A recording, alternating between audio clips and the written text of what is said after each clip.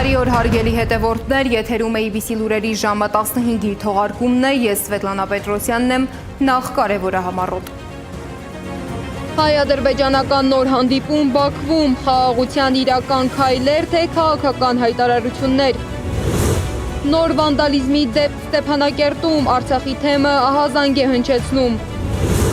Խաղաղության ապագան կախված է ներքաղաքական զարգացումներից, ինչու է Բաքուն մեծ հետաքրքրությամբ սպասում Հայաստանում սպասվող խորհրդարանական ընտրությանը։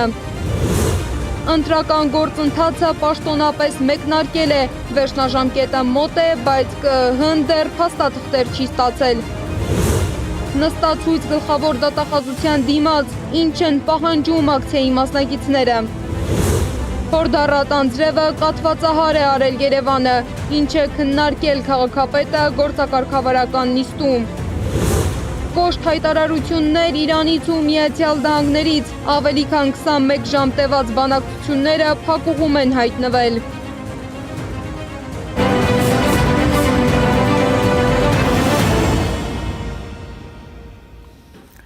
Հայ և ադրբեջանցի մասնագետների 4-րդ հանդիպումն է տեղի ունեցել Բաքվում։ Կողմերը պայմանավորվել են շարունակել հանդիպումները, ինչը հայկական պատվիրակության ղեկավար Արեգ Քոչինյանի խոսքով արդեն իսկ կարևոր առաջընթաց է։ Նա նշել է, որ երկարատև հակամարտության հետևանքները հնարավոր չէ կարճ ժամանակում հաղթահարել, սակայն նման շփումները նպաստում են խաղաղության օրակարգի առաջմղմանը։ Քոչինյանի խոսքով նախաձեռնությունը ոչ թե անցյալը մոռանալու, այլ նոր հնարավորությունների ու նարատիվների ձևավորման մասին է։ Դուք կարող եք նշել տասնյակ պատճառներ, ես կարող եմ դրանց ավելացնել հարյուրավոր պատճառներ, թե ինչի մենք չպետք է գնանք Ադրբեջան եւ ինչի ադրբեջանական կողմի պատվիրակները չպետք է գան Հայաստան։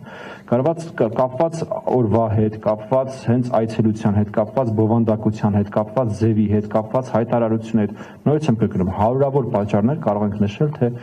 ինչու է փոխադարձ այցելությունները պետքա տեղի չունենան, եւ ես կարող եմ ընդհանրապես մեկ պատճառ նշել, թե ինչու է այցելությունները պետքա տեղի ունենան, որովհետեւ իմ գնահատմամբ այս այցելությունները նպաստում են խաղաղության օրակարգի առաջմղմանը, նպաստում են Հայաստանի եւ Ադրբեջանի հասարակությունների միջև խաղաղության հաստատմանը եւ ինչ-որ չափով աջակցում են նաեւ երկու երկրների իշխանությունների կողմից առաջմղվող խաղաղության օրակարգին։ Մեր հետ հանդիպումներում թե Հայաստանի, թե Ադրբեջանի ղեկավարությունը նորից գիտեք, որ Ծաղկաձորում ուրեմն հանդիպում էր տեղի ունեցել Հայաստանի պետական պաշտոնյաների հետ, Ադրբեջանի տեղի ունեցել իրենց պետական պաշտոնյայի հետ հանդիպում, երկու երկրների ուրեմն պետական պաշտոնյաներն մեզ վստահեցնում են, մեզ ուրեմն տեղեկացնում են, հորդորում են, համոզում են, որ Հայաստանի եւ Ադրբեջանի մեջ արդեն իսկ կա խաղաղություն, խաղաղությունն արդեն իսկ հաստատվել է, այդ խաղաղությունը հիմա ընդլայնման, խորացման փուլում է։ Արեգ Քոչինյանը անդրադարձել է նաև ադրբեջանական թեզերին, դրանք որակելով քարոզչական խոսույթ։ Քոչինյանի խոսքով խաղաղության մասին քննարկումները պետք է հիմնված լինեն իրական գործընթացների վրա, ոչ թե քարոզչական հայտարարությունների։ Մենք էժանագին քարոզչական թեմաներ չենք քննարկում, իսկ այդ ամբողջ խոսույթը ես գնահատում եմ որպես էժան քարոզչամիջոց, եւ այն փաստաթղթերը, որոնք որ դուք ողջունում եք անձնագրեր, դրանք ըստ էության մի հասարակական կազմակերպության կողմից տպած թղթի կտորներ են, դրանք անձնագրեր չեն։ Ընդհանուր առմամբ պարոն Մելիքսեթյանը թե պարոն Մինասյանը դրա մասին խոսեց, որ այո, երկու հասարակություններում կան շատ տարբեր մարդիկ, որոնք ունեն շատ տարբեր նպատակներ, որոնք ունեն շատ տարբեր պատկերացումներ հակառակ կողմի մասին։ Իդեպ մեզանում շատ տարածված մի ֆենոմեն է, որ մենք Ադրբեջանը ընկալում ենք որպես միատար, մի շերտից բաղկացած մի երևույթ, որը ինքան էլ այդպես չի կամ այդպես չի։ Ինչպես եւ մեր մոտ կան մարդիկ, ովքեր որ շատ կոշտ դիրքորոշում ունեն, որոնք ասում են ոչ մի խաղաղություն էլ հնարավոր չի Ադրբեջանի հետ, դա ինքնախապեյություն, նույնիսկ այնտեղ կան մարդիկ, ովքեր ասում են Հայաստանի հետ խաղաղություն հնարավոր չի։ Ինչպես մեր մոտ կա խոսույթ, հա, թուրքը մնում է թուրք, իրանք էլ ունեն դրա ճիշտ հակառակը, հայը մնում է հայ։ Եվ նմանատիպ այդ բոլոր գրադացիաներով այդ հասարակական շերտերը կան։ Հիմա քննարկում ենք արդյոք մենք ուրեմն մի թեզ, որը որ անիրատեսական է, անհնարին է եւ բացահայտ քարոզչական է, ոչ չեն քննարկում, որտեղ դրա իմաստը չկա, որովհետեւ չկա աշխարհերեսին հնարավորություն, որ Ադրբեջանը չէ, Թուրքիան չէ, Միացյալ Նահանգները չէ, աշխարհերեսին որևէ պետություն կարողանա կազմակերպել, որպեսզի Հայաստանում 300,000 ադրբեջանցի տեղափոխվի ու բնակվի, որտեղ մինչեւ այս պահ իրանք անգամ Ղարաբաղ չեն կարողացել 100,000 մարդ տեղափոխեն, որը որ գտնում է իրանց վերահսկողության ներքո։ Իսկ կհաջողվի հաղթահարել տասնամյակների հակամարտությունը եւ հասնել խաղաղ համակեցության։ Քաղաքագետ Ստեփան Հասանջալալյանն է մեկնաբանում։ Հայաստանի ու Ադրբեջանի միջև խաղաղություն չի եղել, չկա եւ չի լինելու, քանի դեռ օկուպանտ եւ ցեղասպան Ադրբեջանը չի ազատել Արցախի հանրապետության սահմանադրորեն ամրագրված ամբողջ տարածքը, երկրորդ, քանի դեռ Արցախի հանրապետության մեր հայրենակիցները չեն վերադարձել Արցախ տիրոջ իրավունքով եւ կարգավիճակով, երրորդ, քանի դեռ մեր հայազգի ապօրինաբար առևանգված ներկայացուցիչները գտնվում են Բաքվի բանտերում եւ ազատ չեն արձակվել եւ անվերապահ կերպով ազատ չեն արձակվել ու չեն վերադարձել հայրենիք, չորրորդ, քանի դեռ Ադրբեջանում պետական մակարդակով շարունակվում է ատելությունը ընդդեմ հայերի, քանի դեռ ինստիտուցիոնալացված մակարդակով հակահայկական քարոզչությունը չի դադարել, քանի դեռ օկուպանտ եւ ցեղասպան Ադրբեջանի ղեկավար Իլհամ Ալիևը պատասխանատվություն չի կրել Արցախի հայության նկատմամբ իրականացված ցեղասպանության համար եւ մի շարք այլ պատճառներ այս համատեքստում Ժողովրդավարության զարգացման հիմնադրամի տնօրեն Նաիրա Սուլթանյանը հայտնել է, որ հայ եւ ադրբեջանցի պատվիրակությունների հանդիպումների ընթացքում քննարկվել են նաեւ հումանիտար հարցեր, այդ թվում գերիների եւ անհայտ կորածների խնդիրները։ Նրա խոսքով կողմերը ներկայացրել են իրենց մտահոգությունները, իսկ քննարկումները ընթացել են բաց ձևաչափով։ Շատ անկաշկանդ զրույց ենք ունեցել որպես երկու կողմեր այս հարցերի շուրջ։ Մենք մեր խնդիրներն ենք բարձրացրել իրենցը։ Մենք խոսել ենք գերիների եւ պահվող անձանց մասին։ Ոչ մեկ անգամ պատվիրակության անդամներից շատերը իրենց ելույթներում ներառել են այս խնդիրը եւ եւս հերթական անգամ կարող եմ ասել, շեշտել ենք, որ չի տեղավորվում այս հարցը խաղաղության այս գործընթացի տրամաբանության մեջ, որ խաղաղության գործընթացը շատ ավելի առաջ է անցել եւ պիտի այս հարցերը լուծվեն, որպեսզի ավելի երաշխավորված լինի առաջընթացը process-ի։ Բարձրացրել ենք նաև անհայտ կորածների խնդիրը, հայտնել ենք մտահոգություն, որ հանձնաժողովի աշխատանքները ցանկալի արագությամբ չեն գնում։ Բնականաբար իրենք էլ իրենց հերթին բարձրացրել են իրենց ուզող հարցերը, ականների պայթյունի արդյունքում վնասված, զոհված անձանց հարցը նշվել է 432 թիվը եւ 3000-ից ավել անհայտ կորած ադրբեջանցիների հանգամանքը, իհարկե մենք խոսում ենք 90-ականների պատերազմի մասին, բայց ես ուզում եմ ասել, որ ամեն մեր այցից հետո մամուլի ասուլիսի ժամանակ մենք ասում ենք, որ այս հարցերը բարձրացրել ենք եւ երևի թե ձեզ մոտ տրամաբանական հարց կառաջանա եւ ուրեմն ինչ, ասենք բարձրացրել եք եւ ինչ։ Տեսեք, գաղտնիք չէ, որ երկու հասարակություններն էլ իրենց ընկալումները ունեն այս հարցի շուրջ։ Մի կողմի համար սա վրեժ խնդրության, միջազգային հումանիտար իրավունքի խախտման մասին է, մյուս կողմի համար սա շատ այսպես պարզ հանցագործություն եւ պատիժ տրամաբանության մեջ է։ Մինչ Բաքվից վերադարձած ներկայացուցիչները Հայաստանում խոսում են խաղաղության օրակարգի առաջընթացի մասին, օկուպացված Արցախից ստացված տեղեկությունները այլ պատկեր են ներկայացնում։ Խաղաղության շուրջ քննարկումների ֆոնին կրկին վանդալիզմի հերթական դեպքն է արձանագրվել Արցախում։ Ադրբեջանցիները Ստեփանակերտում հիմնահատակ ավերել են Սուրբ Հակոբ եկեղեցին։ Արցախի թեմը ահազանգ է հնչեցրել, նշելով, որ այս եկեղեցին տարիներ շարունակ եղել է Ստեփանակերտի հոգևոր կյանքի կարևոր կենտրոններից մեկը։ Համակարգված, նպատակային եւ պետական մակարդակով իրականացվող մշակութային այս ցեղասպանությունը շարունակվում է ամբողջ աշխարհի աչքերի առաջ, որի խոսուն վկաներն են նաեւ հիմնովին ավերված Շուշիի Սուրբ Հովանես Մկրտիչ, Տանձատափի Մոխրենես գյուղի Սուրբ Սարգիս, Բերձորի Սուրբ Համբարձման, Մեխակավանի Զորավոր Սուրբ Աստվածածին եկեղեցիներ ու բազմաթիվ այլ սրբավայրեր։ Ինչքան էլ անարձագանք մնան մեր արդար դատապարտումներն ուղված մշակութային եղեռնի հետևողական շարունակությունը, չկանխող համաշխարհային կառույցներին, որոնք ստանձնել են այդ պարտականությունը, մենք ավետարանական այրի կնոջ պես անընդհատ պահանջելու ենք մեր արդար դատն ու իրավունքը։ Ուստի վերստին կոչ ենք անում միջազգային համապատասխան կառույցներին միջամտելու դադարեցնել այս ակնհայտ վանդալիզմը եւ կանխել համաքրիստոնեական արժեք հանդիսացող Արցախյան հոգևոր մշակութային ժառանգության ոչնչացումը։ Արեգ Քոչինյանը նաև ընդգծել է, որ խաղաղության գործընթացի կարևոր գործոններից մեկը Հայաստանում սպասվող խորհրդարանական ընտրությունն է։ Նրա գնահատմամբ ադրբեջանական կողմը մեծ հետաքրքրությամբ է հետևում այդ գործընթացներին, քանի որ գործընթացի հետագա ընթացքը մեծապես կարող է կախված լինել ներքաղաքական այդ փոփոխություններից։ Մեծագույն առումով խաղաղության գործընթացի ապագան կախված է հենց այդ փոփոխականից։ Եկեք այսպես ուղիղ խոսենք, որ այս պայությամբ խաղաղության գործընթացի մեջ ամենամեծ փոփոխականը Հայաստանի խորհրդարանական ընտրություններն են։ Եթե ընտրությունները լինեին Ադրբեջանում, ենթադրում դա կլիներ փոփոխականը, մեր մոտ ընտրությունները, մեր մոտ փոփոխականը։ Սա ասելով հանդերձ, ես ուզում եմ նաև նշել, որ ադրբեջանական կողմը բավականին կոռեկտ էր իր բոլոր հայտարարությունների, հարցադրումների, դիրքորոշումների մեջ։ Իրենք անընդհատ նշում են, որ մենք ընդունում ենք, որ սա Հայաստանի ներքին գործն է, մենք որևէ կերպ, որևէ ոնց որ ասած միջամտություն կամ նկարտում չունենք դրան մասնակցելու կամ դրա վրա ազդեցություն ունենալու։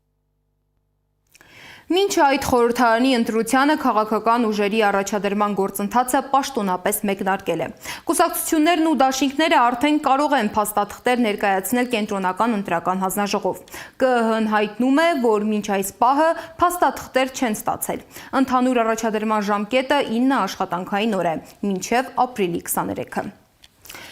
Ընտրական գործընթացներին զուգահեռ կա նաև վտանգավոր նախադեպ։ Հայաստանում գործող կուսակցությունների թիվը հասել է 129-ի, սակայն այս թիվը միշտ չէ, որ արտացոլում է իրական քաղաքական ակտիվությունը։ Կուսակցությունների մեծ թիվը նպաստում է արդյոք ժողովրդավարությանը, թե պարզապես բարդացնում է ընտրական պատկերը, թեման ուսումնասիրել է Անի Աբաղյանը։ Հայաստանում ապրիլի 10-ի դրությամբ կա 129 գործող կուսակցություն։ Գործող բառին վերապահումով է մոտենում զրուցակիցս Հրանտ Մելիք Շահնազարյանը։ Ինչ որ պահի եւ այդ պահը համընկնում է հենց ընտրական տարվա հետ, այսպես ասած ծլում են կուսակցություններ։ Ինչի մասին է վկայում փաստը։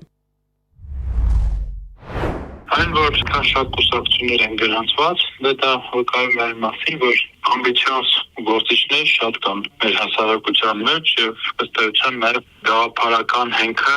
քաղաքական դաշտում առնվազն այդքան ուժեղ չէ։ Տարբեր շահերից բխող կուսակցություններ են, որ այս ռոպեական շահը խնդիրը լուծելու համար ստեղծվում են եւ հետո հեշտ հրաժարվում են դրանից։ Այսինքն իրենք պետք է գաղափարական չեն։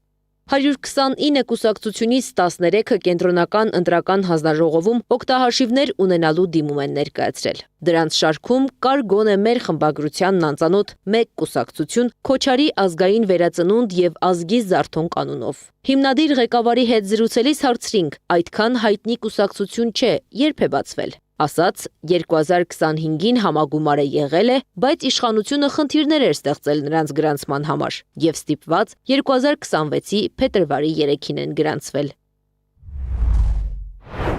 Ինչի համար են այդքան շատ։ Ես կասեի, որ իհարկե կան արբանյակ կուսակցություններ, կան կուսակցություններ, որոնք փորձելու են դեմքերը փոխել, բայց վերարտադրել նույն համակարգը, եւ կան կուսակցություններ, որոնք իրոք ստեղծվում են կամ ստեղծվելու են, որպեսզի իրական հարց փոխեն կամ համակարգ փոխեն Հայաստանում, ինչպեսին ասենք ես ոչ թե ինքնագովազդով եմ զբաղվում, հանդիսանում է մեր կուսակցությունը։ Այս կուսակցությունը որոշել է մասնակցել ընտրությանը։ Վստահ են 30+ կհավաքեն, ոչ թե ձայն, այլ 30+%։ Ազգային ժողովում եղած ընդդիմության հետ չենք համագործակցում, Սամվել Կարապետյան, մենք չենք դիտում ինչ-որ նոր ուժ, մենք դիտում ենք համակարգի վերարտադրման։ Որ համակարգի։ Այսօրվա համակարգի։ Կենտրոնական ընտրական հանձնաժողովից մեծ հետ զրույցում ասացին, ընտրական գործընթացներին գործող 129 կուսակցությունների մեծ մասը չի մասնակցում ընտրությանը նախորդ փորձից ելնելով, բայց թե քանի կուսակցություն այս անգամ կփորձի ուժերը, դեռ հայտնի չէ։ Հայաստանի քաղաքական դաշտում չնայած գործող կուսակցությունների մեծ թվի, ակտիվությունը փոքր է։ 2025 թվականի դեկտեմբերին Transparency International հակակոռուպցիոն կենտրոնը Հայաստանի կուսակցական համակարգի ուսումնասիրության արդյունքներն է հրապարակել։ Ըստ հետազոտության 2024 թվականի դեկտեմբերի 31-ի դրությամբ Հայաստանում գրանցված էր 123 կուսակցություն։ 1 տարի, 3 ամիս, 10 օրվա ընթացքում 6 կուսակցություն է ավելացել։ Ըստ Transparency-ի տվյալների, տարեկան ֆինանսական հաշվետվություն ներկայացրել է հաշվետու 123 կուսակցությունից 118-ը, որոնցից ավելի քան 70%-ը 83 կուսակցություն ֆինանսական գործունեություն չի ծավալել։ Ընտրության արդյունքների վրա ինչպես կանդրադառնա այսքան կուսակցության ներգրավվածությունը։ Մանր կուսակցությունները նրանք ովքեր որ կուսակցություններ են, իհարկե դա կհանդարել։ Այդ ամեն մեկը 2% զենքացնի, դա զգալի ազդեցություն է ունենալու ընդհանրապես ընտրության ելքի եւ նույնիսկ ընթացքի վրա։ Կուսակցությունների քանակը արդյոք խոսում է նաև հասարակության բևեռացվածության մասին։ Քաղաքագետը կարծում է, փոքր ու ոչ մեծ ճանաչելիություն ունեցող կուսակցությունները չեն մասնատում հասարակությանը։ Այդ այսպես կոչված գործիքը խոշոր եւ ավելի հայտնի կուսակցությունների ձեռքին է։ Անի Աբաղյան, Նոնա Գևորգյան, ABC Media։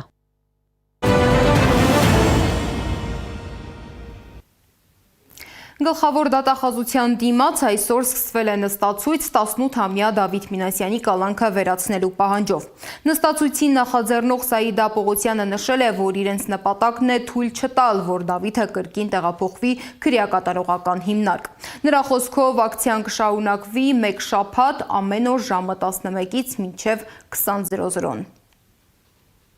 Գլխավոր դատախազից պահանջում ենք անաչառ քննություն, թույլ տալ Դավիթի բուժումը անցկացվի տանը եւ իր ընտանիքի հոգատարության ներքո, եւ այս պայդրությամբ շատ քրիտիկական է նաեւ Դավիթի իրավիճակը, թույլ տալ ստանալ լիարժեք բուժում եւ փոխվի այն մեղադրանքները, որոնք ներկայացվել են։ Մենք գիտենք, որ Դավիթը մեղավոր չի եւ այս պայդրությամբ փորձում ենք մոբիլիզացիա անել եւ ներգրավել շատ մարդկանց այս հալցի շուրջ ուշադրություն գրավելու համար։ Շատ վատ է իրականում Դավիթի իրավիճակը, այնպես չի, որ ինքը մանկողնուց վեր կացավ կկարողանա տեղափոխել քրեական կատարողական հիմնարկ, մեր նպատակը նաև դա է խոչընդոտել, որպեսզի Դավիթը ստանա լիարժեք բուժում հիվանդանոցում մինչև այն պահը, որ ի վիճակի կլինի ենթարկվել դատախազության հրամանին։ Երևանում երեկվա հորդառատ անձրևը մի քանի ժամով կաթվածահար է արել քաղաքի մի շարք հատվածներ, առավել ծանր վիճակ էր Նոր Նորքում։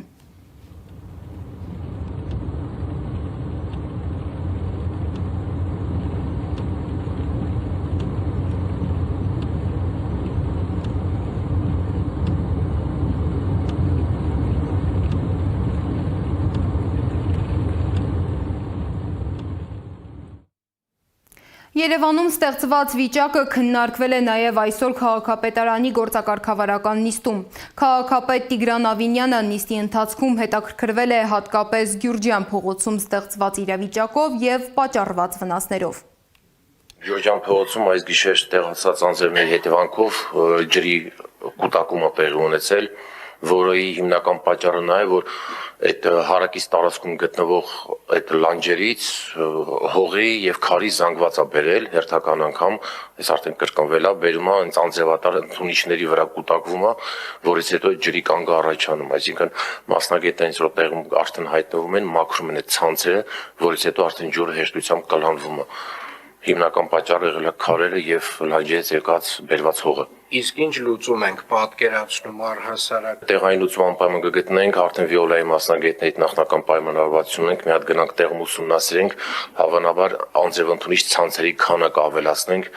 եւ որպեսզի կարող այդ ջրի քանակը ավելի շատ մեծ քանակությամբ կլանի։ Քաղաքապետարանի գործակարգավարական նիստում խոսվել է նաև հանրային տրանսպորտի մասին։ Քաղաքապետ Տիգրան Ավինյանի խոսքով նախորդ շաբաթվա միջինացված տվյալներով Երևանում հանրային տրանսպորտից օգտվողների թիվը նկատելիորեն աճել է։ Քաղաքապետի խոսքով սա վկայում է, որ քաղաքում իրականացվող տրանսպորտային փոփոխությունները տալիս են իրենց արդյունքը։ Մենք ունեցել ենք մի քանի միջադեպեր, մեկ կոնկրետ շատ տհաճ միջադեպ, որը վերածվել է կռվի եւ հարձակում է եղել վարորդի վրա։ Ես գիտեմ, որ 3 անձինք ձերբակալվել են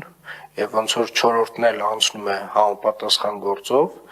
Ես ուզում եմ վստահ լինել, որ այդ անձինք պատժվելու են խստագույնս։ Եվ իրականում որևէ ոտնձգություն վարորդների նկատմամբ դա միայն անհատ անձի նկատմամբ ոտնձգություն չէ։ Դա ոտնձգություն է քաղաքի նկատմամբ, դա ոտնձգություն է այս ամբողջ համակարգի նկատմամբ եւ ուզում եմ բոլորը իմանան,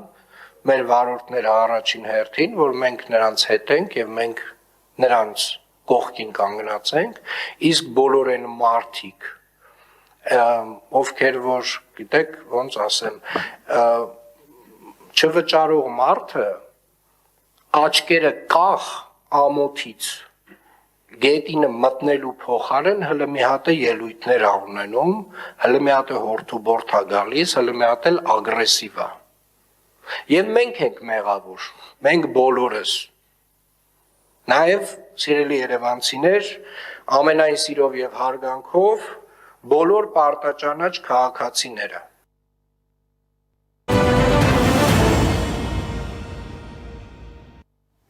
Պակիստանում կայացած ԱՄՆ-Իրան բանակցությունները, որոնք տևել են ավելի քան 21 ժամ, ավարտվել են առանց համաձայնության։ Չնայած դրան, տարածաշրջանում պահպանվում է փխրուն հրադադար։ ԱՄՆ նախագահ Դոնալդ Թրամփի խոսքով առաջիկա ժամերին Միացյալ Նահանգները կարող է սկսել Իրանի նավահանգիստների շրջափակումը։ Իրանի արտգործնախարար Աբբաս Արաղչին արձագանքել է բանակցությունների ձախողմանը եւ ԱՄՆ-ի սպառնալիքներին, նշելով, որ Վաշինգտոնը չի քաղել անհրաժեշտ դասերը։ Նրա խոսքով բարի մտադրությունները բերում են բարի արդյունքների, իսկ թշնամանքը նոր հակասությունների։